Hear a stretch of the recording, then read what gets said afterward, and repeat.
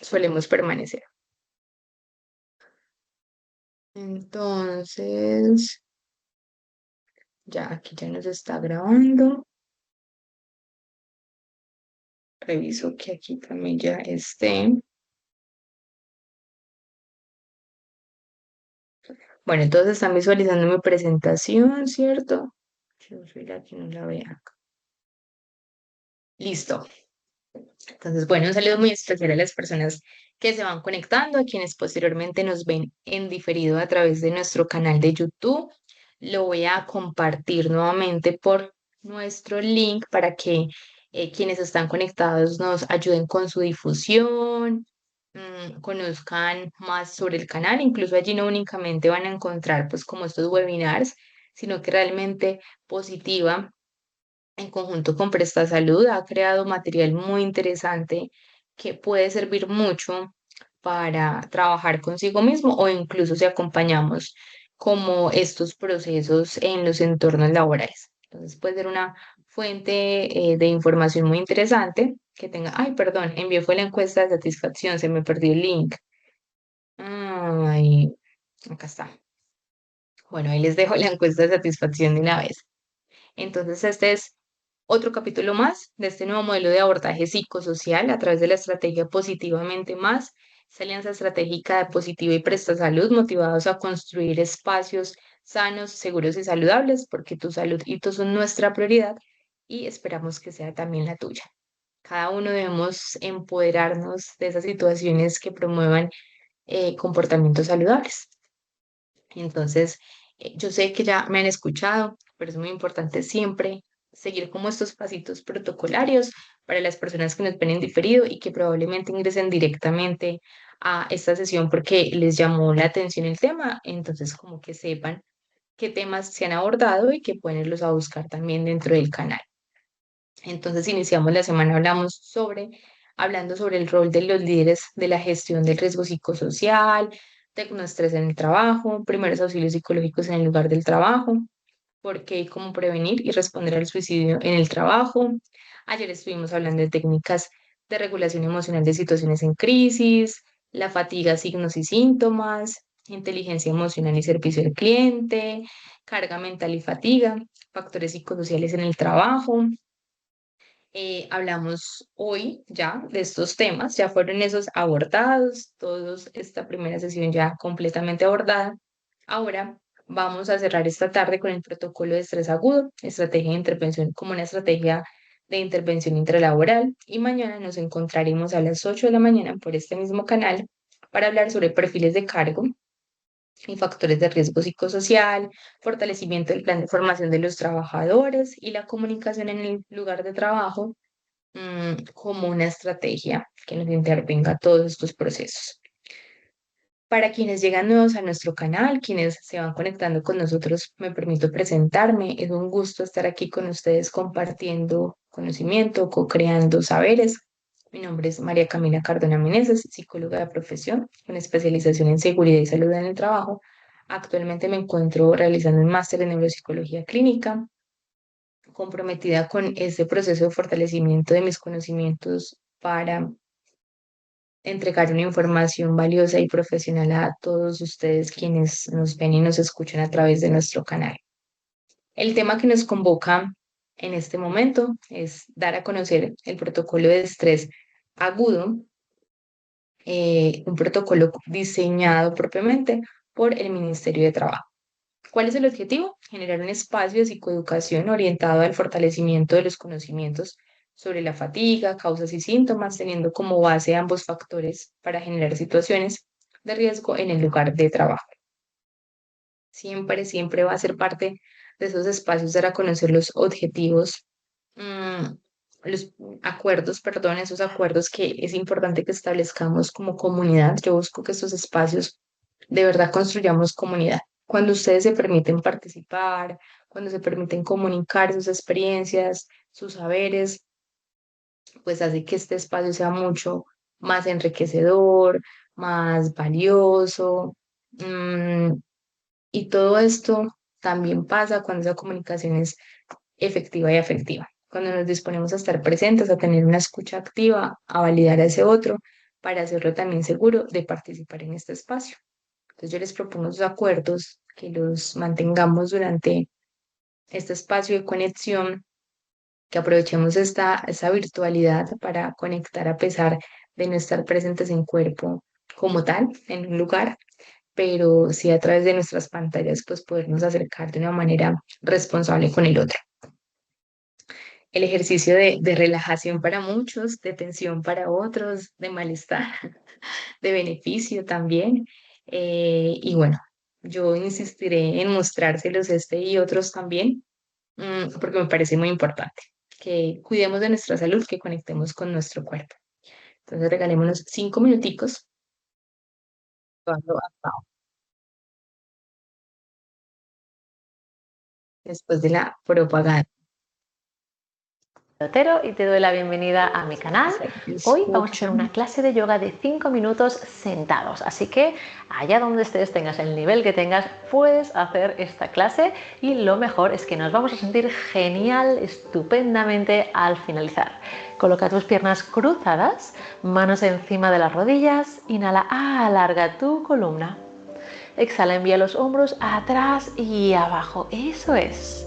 Última respiración aquí, inhalando, alargando un poquito más la columna. Exhala, barbilla ligeramente hacia el pecho. En la siguiente respiración, inhala, sube tus brazos, crece con tus brazos hacia el cielo, mira hacia arriba si quieres.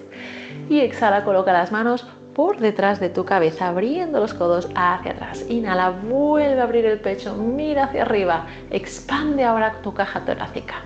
Y exhala, vas a redondear tu espalda, llevar la barbilla hacia el pecho.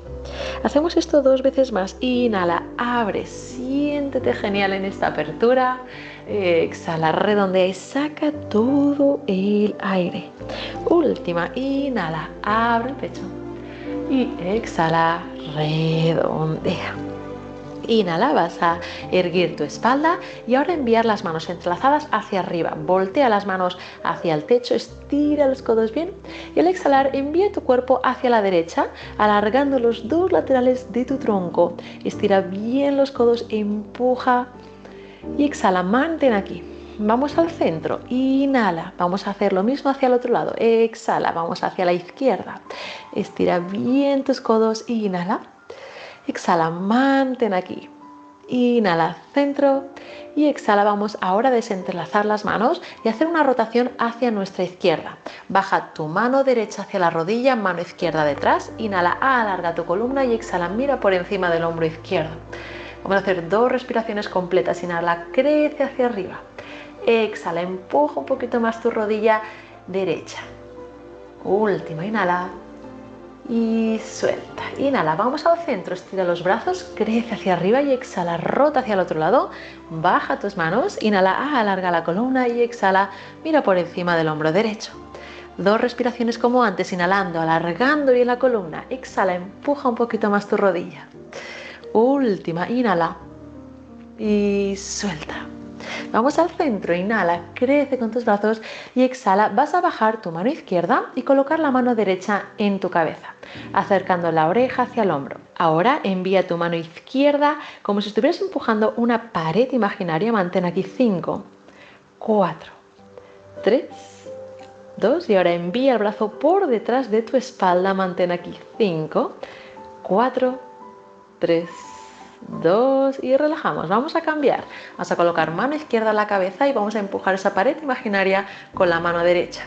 Mantén 5, 4, 3, 2. Envía el brazo por detrás. Mantén 5, 4, 3, 2. Muy bien. Vamos ahora a colocar brazo derecho en la esterilla, estira brazo izquierdo y ahora camina con tu mano derecha por la esterilla hasta alcanzar todo lo lejos que puedas con tu brazo en diagonal.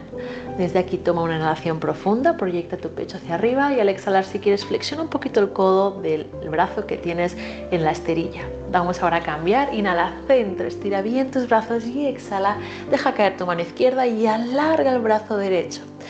Muy bien, una respiración más aquí, alargando bien, proyectando pecho hacia arriba, eso es, inhala, centro. Exhala, coloca las manos en el centro del pecho y vas a frotar tus manos. Fórtalas hasta que empieces a sentir calor entre ellas. Sigue frotando. Frota un poquito más. Un poquito más. Y ahora lleva tus manos con ese calor, esa energía hacia tu rostro. Coloca tus manos huecas encima de los ojos, siente la energía, el calor que hemos creado. Y puedes incluso pasar tus manos por el rostro, por el cuello, por los brazos. Ahora deja caer tus manos encima de las rodillas. Inhala profundo, alarga tu columna. Exhala, coloca las manos en el centro del pecho. Namaste, espero que hayas disfrutado esta clase muchísimo y espero verte en Bueno, ¿cómo nos fue ya con ese último espacio? Al menos la próxima. descansamos un Recuerda, pedacito más, que ya es como ese último espacio de relajación. Yo siempre digo, bueno, al menos que lo vayamos logrando. Uno no siempre logra las posturas igual, pero poco a poco y a medida que lo vamos haciendo, pues en nuestro cerebro se van creando nuevas redes neuronales y se va logrando cada vez eh, hacerlo un poco más. Yo lo hice más como una respiración consciente, que es lo que les digo. Si no logramos como estirarnos, lograr desde los de una respiración guiada. Mañana les voy a traer una meditación guiada de las que les refiero que son como historia. Hay una muy linda que se llama El tren de la vida y nos conecta un poco con esa respiración consciente. Bueno, entonces este es el protocolo, así lo van a encontrar ustedes en la página bueno, en internet lo encontramos en cualquier parte, pero principalmente en la página de Fondo de Riesgo Laboral encontramos todos los protocolos. Entonces, por ejemplo, Adriana, que es una de las compañeras que está acompañando esas áreas de seguridad en el trabajo, creo que Grimer también. Yo tengo una deuda con Grimer, acabo de recordarlo, qué pena. Y bueno, quienes más lo necesiten, eh, este protocolo nos ayuda mucho en todos estos procesos de intervención. Este protocolo tiene como dos objetivos principales y es brindar esas orientaciones para el desarrollo de actividades de prevención y atención de la reacción a estrés agudo en el entorno laboral, que forma parte del conjunto de reacciones a estrés grave y trastornos de adaptación. Aquí ya vamos a entrar a hablar de estas diferencias porque esos trastornos de adaptación muchas veces se relacionan con la sintomatología del estrés postraumático y el estrés agudo. Aquí incluso en la guía pues nos hacen como esa precisión, ya vamos a entrar como a observarlo un poco. Está diseñado para ser utilizado por las áreas de gestión del talento humano, seguridad y salud en el trabajo, así como por jefes y líderes de las diversas áreas o procesos de la organización. O sea, no es decir que solamente el psicólogo, por ser quien hace la evaluación de factores psicosociales, es como el convocado a utilizar estos protocolos. No, son guías en la que incluso la participación en el desarrollo de las actividades es continua, es de varias personas. La guía nos dice que en el ámbito laboral el estrés psicológico aparece como consecuencia de situaciones tensionantes como las que viven quienes pertenecen a cuerpos de seguridad, el personal de los servicios de urgencias médicos, los bomberos, quienes laboran en entornos de guerra, entre muchos otros.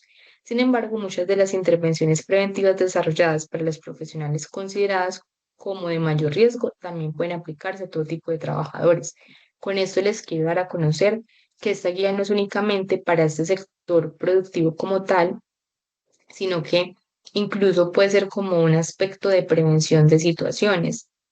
Eh, el estrés agudo, cuando hablamos de ese estrés psicológico, esas situaciones de estrés que permanecen en el tiempo, es importante intervenirlas también a tiempo, porque si una persona, por ejemplo, trabaja en un lugar donde uno de los compañeros del área de salud fue lastimado por un usuario, un cliente, y uno dice, bueno, ¿cuál fue el impacto psicológico de esta persona? Si esta persona no tiene las suficientes habilidades de afrontamiento, puede quedar con la tensión eh, para seguir ejecutando sus actividades, puede empezar a sentir temor si empieza a ver que algún cliente o usuario se empieza a alterar nuevamente, cómo va a ser su respuesta, y es allí donde yo tengo que empezar a intervenir porque me pueden aparecer unos síntomas que si yo los intervengo a tiempo, si brindo esos primeros auxilios psicológicos a tiempo, pues puedo prevenir que se me vuelva un estrés agudo, un estrés postraumático y demás. Esta imagen me pareció muy interesante frente a otro de los síntomas que es el presentismo. Cómo estamos en un lugar, pero desconectados de la realidad debido también a esas altas demandas laborales. Aquí empezamos a hablar de una cosa, es la reacción de estrés agudo ante situaciones que me puede durar de 1 o 3 días, máximo 30 días. Después de los 30 días ya pasa a convertirse en un estrés postraumático. Ya vamos a hablar propiamente como de esos criterios de tiempo y de sintomatología, eh, pero pues la imagen es como ese claro ejemplo de que empieza a pasar. Trastorno transitorio de una gravedad importante que aparece en un individuo sin otro trastorno mental aparente. Es decir, no quiere decir que la persona que esté pasando por una situación específica para que desarrolle un estrés agudo debe padecer otro trastorno comórbido que se correlacione con esto, con la situación. Incluso no todas las personas que pasen por situaciones tensionantes me van a desarrollar un trastorno de estrés agudo porque también hay que partir de sus habilidades de afrontamiento y demás. Pero por eso yo debo identificarlo, observarlo a tiempo para prevenir que esto suceda. Como respuesta a un estrés físico o psicológico excepcional y que por lo general remite en horas o días. Utilizada con la categoría diagnóstica, nosotros tenemos dos manuales diagnósticos. El CIE-10, que actualmente ya está en su versión 11 actualizado, en proceso de socialización, creo que en Colombia aún no se ha difundido como tal, y los psicólogos trabajamos con el DSM-5 revisado, bueno, también con el CIE. Es más completo un poco el CIE, es más para la parte médica, el DSM-5R, que es como el que está actualmente. Es otra clasificación diagnóstica también, pues muy interesante. Estas, bueno, son los manuales de clasificación de enfermedades, tanto físicas como mentales, principalmente el CIE. El DSM es más de mentales. Bueno, entonces hablamos de unos predisponentes para el desarrollo de un estrés agudo. Esos predisponentes tienen que ver con cuál fue la severidad del hecho, de lo que ocurrió, qué tan intenso fue, si ha venido pasando a lo largo del tiempo, hasta que llegó un momento en el que rebasó las habilidades de afrontamiento de la persona, partiendo de cuáles son las características de personalidad de ese sujeto, cómo es su forma de asimilar la vida, cuál es su percepción de vida, cuáles son sus habilidades de afrontamiento, su capacidad de resiliencia, sus redes de apoyo social. Esto me va a determinar que cuál sea el impacto de la severidad de los hechos, o incluso estos pueden ser esos salvavidas o ese soportico para mitigar un poco el daño que pueda generar un hecho severo en la persona, la naturaleza del evento.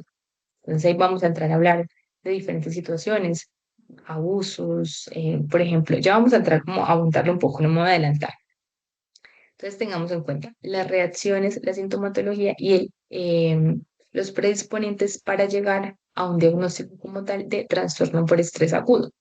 Entonces nos habla de que es un trastorno transitorio, por eso les digo es transitorio porque puede durar entre 1 y 30 días, pero si me excede esos 30 días ya hablamos de un trastorno de estrés postraumático.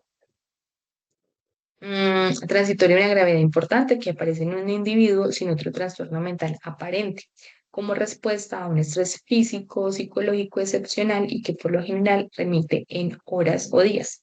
El término trastorno por estrés agudo es utilizado como categoría diagnóstica en los manuales que les expreso o en el DSM-5, o reacción a estrés agudo en el CIE-10, que son como las dos clasificaciones diagnósticas. Aquí tenemos como tal la clasificación diagnóstica, como ustedes lo pueden observar, hay algo. En las IPS, por lo regular, o en las entidades de salud, se tiende a establecer en el diagnóstico porque hace parte como de todo el proceso administrativo también. Entonces, una persona que ha sufrido un accidente grave de trabajo, automovilístico y demás, pues se le tiende a poner de una vez el diagnóstico de trastorno de estrés postraumático porque se presume que después de haber vivido un evento así, pues es muy probable que aparezcan síntomas que ya los vamos a observar, pero no siempre quiere decir. Por eso les digo que hay que hablar de esos factores protectores también en la persona, que pueden ser esos salvavidas o esos, sí, colchoncitos que se ponen para mitigar el impacto de esa situación. Esas reacciones a estrés grave y trastornos de adaptación se clasifican propiamente en estos trastornos. Entonces, cuando la persona fue víctima de un abuso, hablemos propiamente del trabajo, acoso laboral, una violencia sexual en el trabajo, un clima laboral que afecta esa dinámica funcional y que está generando una tensión constante en la persona, podríamos llegar a esos procesos. Por ejemplo, un trastorno de adaptación en esos climas laborales o culturas corporativas que probablemente tengan una alta exigencia del trabajador. Entonces hablamos principalmente aquí de esa reacción al estrés agudo, como esa dificultad para el funcionamiento cotidiano que aparece en las 4 semanas posteriores a la exposición a un suceso potencialmente traumático y que podrían configurar una reacción a estrés agudo.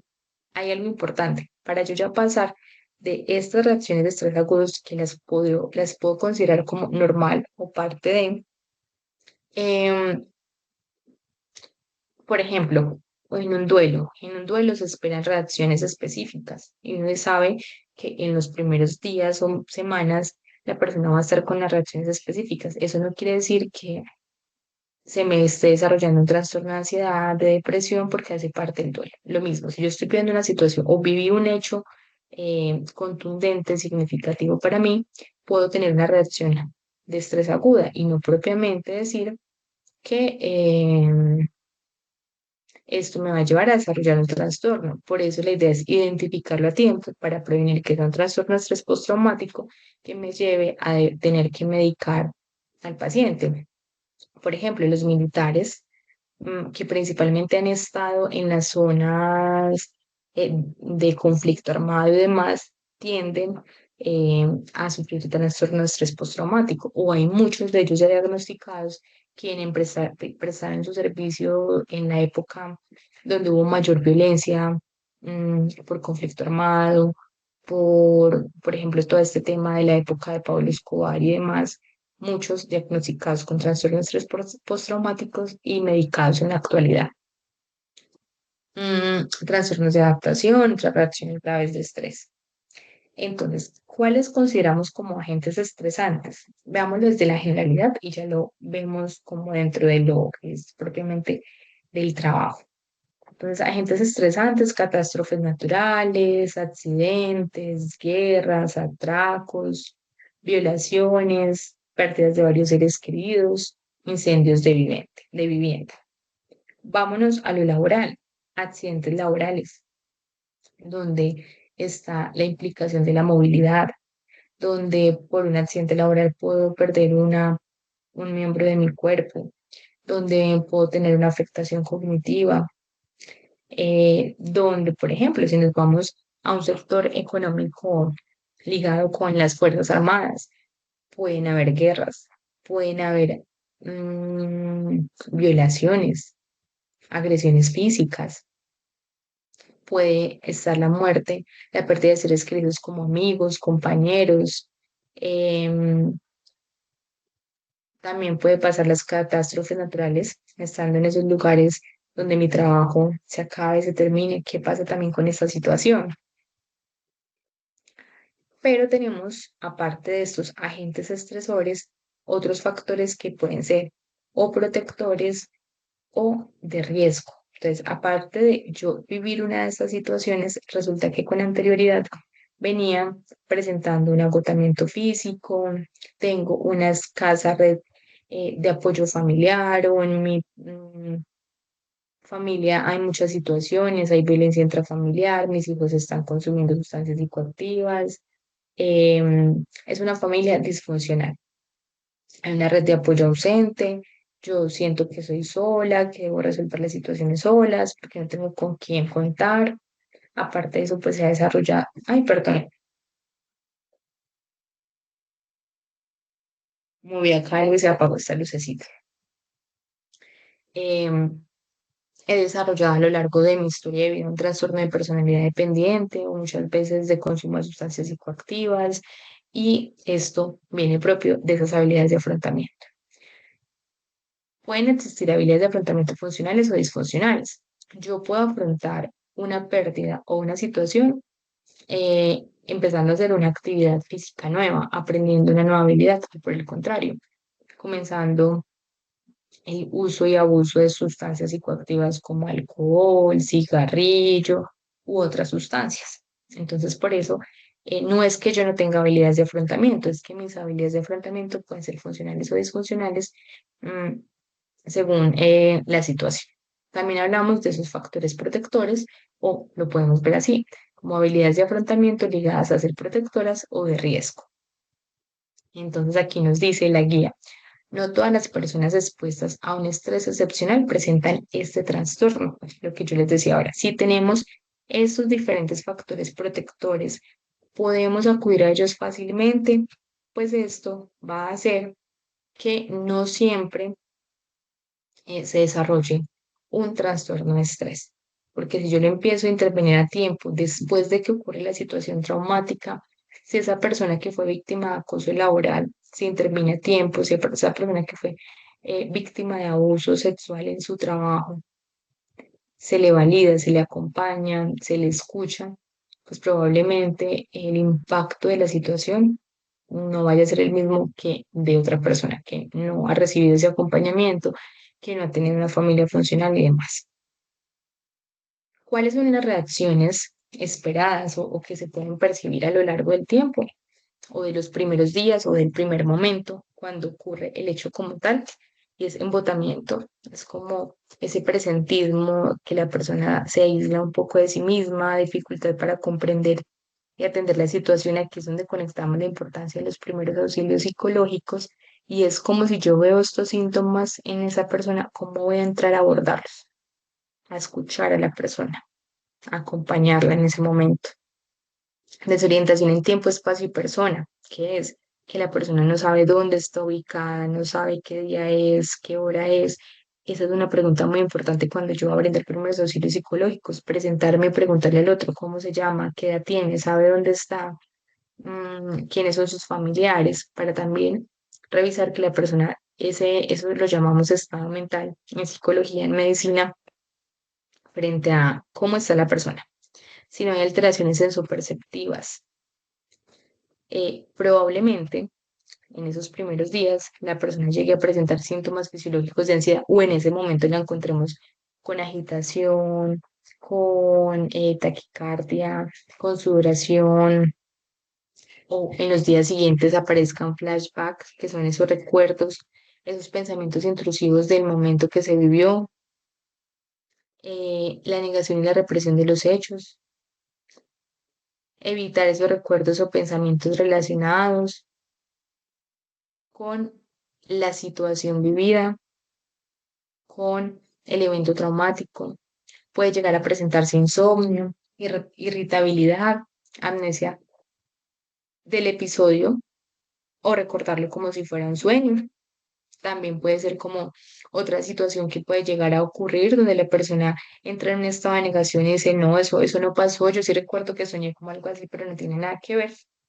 Y acá hablamos de ese tiempo que decíamos. Entonces, estos síntomas pueden estar presentes de 1 a 30 días, pero si me superan esos 30 días, ya hablamos de un estrés postraumático. Y es muy importante conocer el tiempo, conocer la sintomatología y la situación para yo hacer un diagnóstico diferencial. Esto es un poco ya más clínico y propiamente utilizado en el campo de la psiquiatría, la psicología o la medicina, para establecer ese diagnóstico y el enfoque de intervención apropiado a la persona. Pero pues igual es importante conocerlo, porque muchas veces hemos escuchado como que, o decimos: ay, este tan bipolar, porque tiene estados de ánimos cambiantes, pero hay que ser cuidadosos con esos términos, porque estamos por ahí diagnosticando a diestra y siniestra, sin muchas veces esas postulaciones pues como propias de los manuales o clasificaciones diagnósticas. Acá hablamos que el estrés agudo es considerado como una enfermedad laboral asociada a la exposición a factores de riesgo psicosocial en el lugar de trabajo, y que puede presentarse en trabajadores de cualquier actividad económica, independiente de su cargo, ocupación u oficio. Esto también es tomado netamente del protocolo. Toda la información que les estoy brindando acá es propiamente del protocolo. Esta tablita nos la entrega el protocolo y es tomada del decreto 1477 del 2014, que es la tabla de enfermedades laborales, la cual fue actualizada en el 2020, en la cual se agrega el COVID-19 también como una enfermedad laboral. Pero aquí nos hablan de esos factores de riesgo ocupacional principalmente ante las ocupaciones o industrias.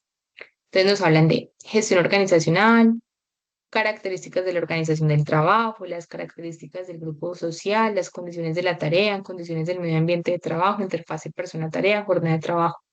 Estos son los factores. Más que yo decir factores de riesgo ocupacional, yo diría que son factores ocupacionales, los cuales, si no son analizados, observados e intervenidos a tiempo, pueden volverse un factor de riesgo, como también podrían llegar a ser un factor protector ante otras situaciones. Si en mi trabajo yo encuentro unas condiciones de bienestar y calidad de vida laboral, el trabajo puede ser un factor protector para esa persona que está siendo víctima de violencia intrafamiliar, que está en un contexto de vulnerabilidad.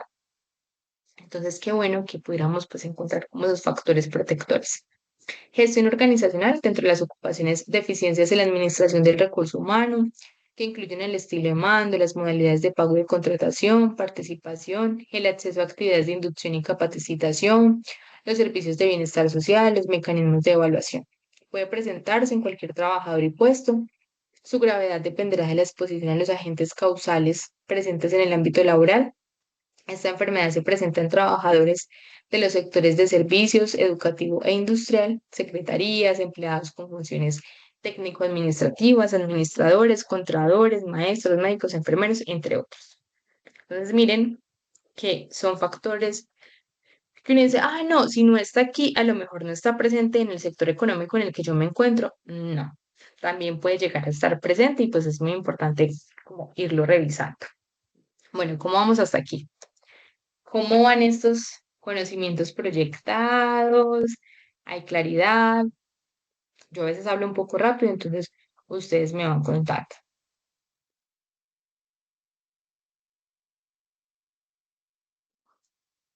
Acá los voy leyendo.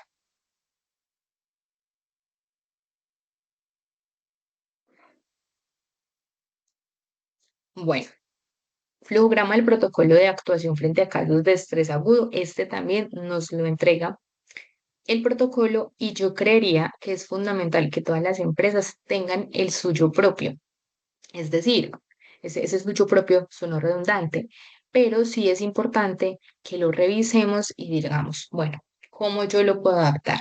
¿Qué voy a hacer para adaptarlo a la necesidad específica que yo observo en mi empresa? Incluso se puede tomar textual como está, haciendo unas modificaciones con los actores propios que hay en el lugar donde nos encontramos. Entonces dice, inicio, analizar los resultados de la evaluación de factores de riesgo psicosocial y sus efectos. Aquí hablaríamos de ese proceso de evaluación que se realiza, pero como les digo, como hablábamos ahorita con Adriana, si es una empresa pequeña, yo no necesito como tal hacer toda una evaluación de riesgo psicosocial para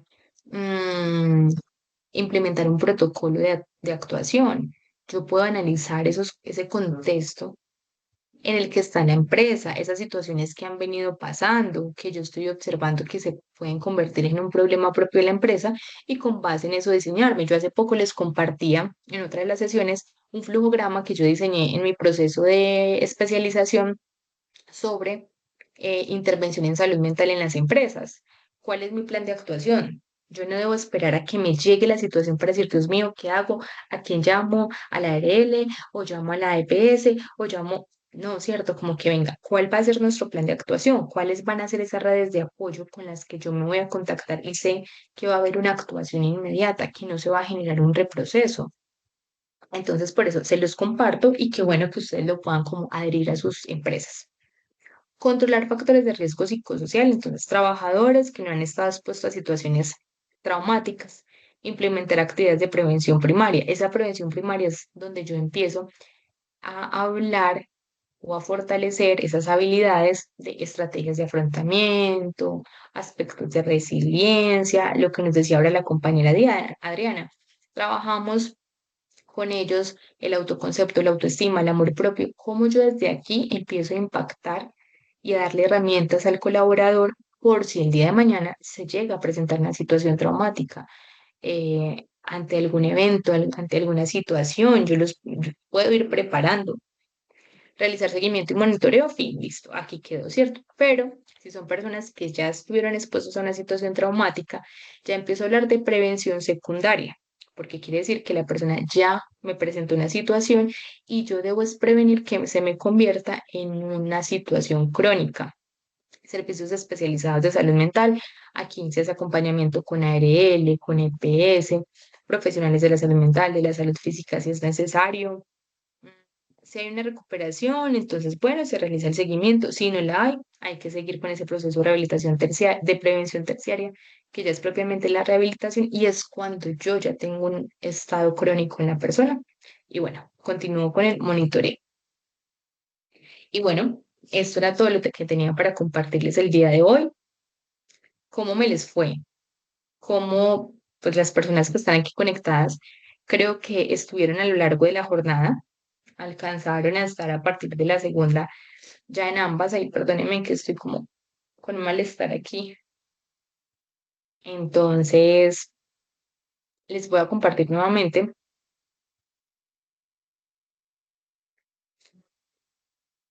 la encuesta de satisfacción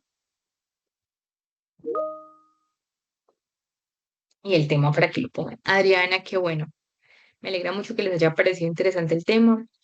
La verdad, a mí me parece que es muy necesario que sepamos sobre estos temas, abordar, son situaciones que a veces uno siente que está en una empresa muy tranquila, donde no pueden pasar muchas cosas, pero pues qué bonito. Así como yo siento que el mejor regalo que se le puede dar a los hijos es entregarles habilidades para la vida, para que afronten las diferentes situaciones que pueden llegar a vivir, pues qué mejor que como empresa uno darle ese regalo a los trabajadores de espacios de bienestar, de calidad de vida laboral, de sensibilización para brindarles esas herramientas que si no llegan a ser necesarias de ser utilizadas en el medio laboral, pues probablemente les puedan servir para utilizarlas en sus casas, en sus relaciones de pareja, bueno, en tantas situaciones que se pueden vivir. Entonces, bueno, esto fue todo por hoy. Diego nos dice, me gustó mucho sobre todo ver cómo el trabajo puede ser un soporte para tratamiento de una situación de estrés en otras áreas de la vida. Muchas gracias, gracias a ti, Diego, gracias por estar conectado ayer, por estar conectado hoy, verlos aquí siempre, así no hayan camaritas prendidas de micrófono, que ustedes me escriban, saber que están ahí conectados, pues satisface mucho y es un tema preparado con mucho cariño para ustedes. Entonces, lo que tú dices es muy cierto, yo siempre lo he dicho, el trabajo puede ser un espacio que dignifica a la persona o la puede afectar mucho. Entonces, pues qué bueno que sean empresas que le apuesten a dignificar al trabajador, a brindar espacios de calidad de vida. Una empresa que brinda bienestar puede ser una empresa que protege a un trabajador de otras situaciones. Como les digo, nosotros no somos seres individuales, somos seres multidimensionales que nos movemos en diferentes situaciones y el trabajo es el lugar donde mayor tiempo pasamos. Entonces, pues ojalá que sean espacios protectores que brinden estos recursos a las personas. Entonces, bueno, que terminen de pasar una feliz tarde. Déjenme todos sus datos, por favor, en la encuesta de satisfacción para yo autoevaluarme, hacer un seguimiento, ver en qué vamos mejorando. Mañana estaremos nuevamente conectados a partir de las 8 de la mañana, de 8 a 11, viendo diferentes temas. Entonces fue muy grato estar acá con ustedes. Que pasen una feliz tarde, bendiciones, feliz descanso y bueno, a compartir con las familias, aprovechar estos espacios también, que esta información les quede para que la difundan también con sus trabajadores. Es un gusto. Hasta luego, feliz tarde.